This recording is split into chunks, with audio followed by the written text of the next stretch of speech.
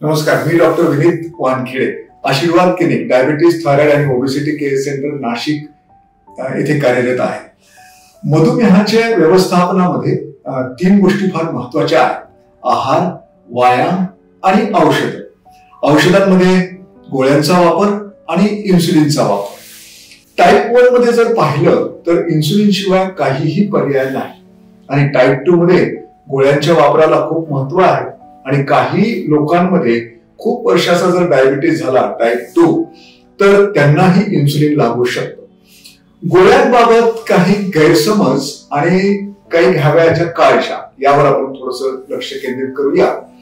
पहिला प्रश्न असतो, गोळ्या नेहमी घ्याव्या लागतील का? हो, डायबिटीज हा तसा पाहिला तर दीर्घकालीन आजार आहे, तो बरा होत नाही, आणि त्यामुळे त्याला कंट्रोल ठेवण्यासाठी गोळ्या आयुष्यभर घेण्याशिवाय दुसरा पर्याय नाही. फक्त काही केसेसमध्ये जिथं प्री डायबिटीज ज्याला म्हणता येईल, आणि काही गोळ्यांचा वापर प्री डायबिटीस मध्ये पण करतो आणि शुगर खूपच नॉर्मल असली तर तेथे गोळ्या बंद होऊ शकतात. आणि बॅरियाट्रिक सर्जरी म्हणजे वजन लठ्ठपणा कमी करण्यासाठी काही सर्जरीज केल्या जातात. पूर्वी पेशंटला गोळ्या चालू असतात आणि भरकन 20-25 किलो वजन कमी झालं ऑपरेशन नंतर तर त्या गोळ्या बंद होऊ शकतात काही काळासाठी. जर ऑपरेशन नंतर पुन्हा वजन वाढायला लागलं तर कदाचित पुन्हा गोळ्या घ्यायची गरज पडू शकते. गोळ्यांचे काही साईड इफेक्ट आहेत का? आम्ही ज्या गोळ्या देतो प्रत्येक गोळीचे काही ना काहीतरी काही छोट्या प्रमाणात साईड इफेक्ट असतातच, परंतु असं जर पाहिलं तर साईड इफेक्ट आणि जर आजाराचं पारडं बघितलं तर आजाराचं पारडं खूप जड असतं आणि साईड इफेक्टचं पारडं खूप कमी जड असतं. म्हणून साईड इफेक्ट थोडेफार सहन करून गोळ्या घ्यायला काहीच हरकत नाही. विशिष्ट गोळ्यांचे विशिष्ट साईड इफेक्ट असतात. उदाहरणार्थ मेटफॉर्मिन नावाची जर गोळी घेतली तर पोटात गडबड होणे, व्हिटॅमिन B12 कमी होणे, गिनिपेरेट नावाची गोळी घेतली तर एकदम साखर कमी होणे वगैरे वगैरे. आणि हे आम्ही पेशंटला पूर्वीच सांगतो, आधीच सांगतो की असं असं होईल, आणि त्याची आम्ही कल्पना घेऊन त्या गोळ्या देतो. म्हणजे जर साईड इफेक्ट झाले तर पेशंट आम्हाला रिपोर्ट करतो, आम्ही ते कमी करायचा प्रयत्न करतो. किडन्या फेल्युअर किंवा किडन्या फेल होणे हा एक फार मोठा गैरसमज समाजामध्ये पसरलेला आहे. सोशल मीडियावर त्याचा फार जोर आहे.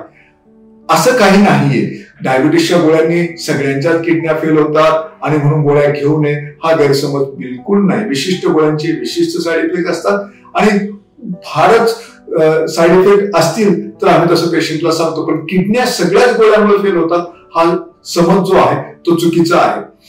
काही न खाता गोळ्या घेणे किंवा डॉक्टरांच्या सल्ल्याविरुद्ध गोळ्या घेणे हे पण चुकीचं आहे. म्हणजे ह्याची गोळी त्याला, त्याची गोळी त्याला असं करणं धोक्याचं आहे. जेवणाआधी का जेवणानंतर हा एक मोठा प्रश्न आहे. आणि काही गोळ्या डायबिटीसच्या जेवणाआधी घ्याव्या लागतात, काही गोळ्या जेवणानंतर घ्याव्या लागतात. त्याला वेगवेगळी कारणं आहेत, आणि खरं पाहिलं तर ते आम्ही सांगून पेशंटला समजावून सांगूनच त्याप्रमाणे घेतलेल्या बऱ्या. गंभीर आजार झाला गोळ्या चालू असताना, खूपच सिरियस आयसीयू मध्ये पेशंट असला तर गोळ्या बंद करून आपण इन्सुलिनवर शिफ्ट करतो, आणि म्हणूनच डॉक्टरांच्या सल्ल्याशिवाय गोळ्या घेणं हे चुकीचं आहे, किंवा गोळ्यांची मात्रा बदल करणं हे पण चुकीचं आहे. गोळ्यांचे विविध प्रकार आहेत, एकच एक गोळी नाही. पूर्वी पाहिलं, आज एक 15-20 वर्षापूर्वीची गोष्ट, तर हार्डली 1 किंवा 2 प्रकारच्या गोळ्या बाजारामध्ये होत्या, आणि त्या स्वादुपिंडावरच काम करायच्या.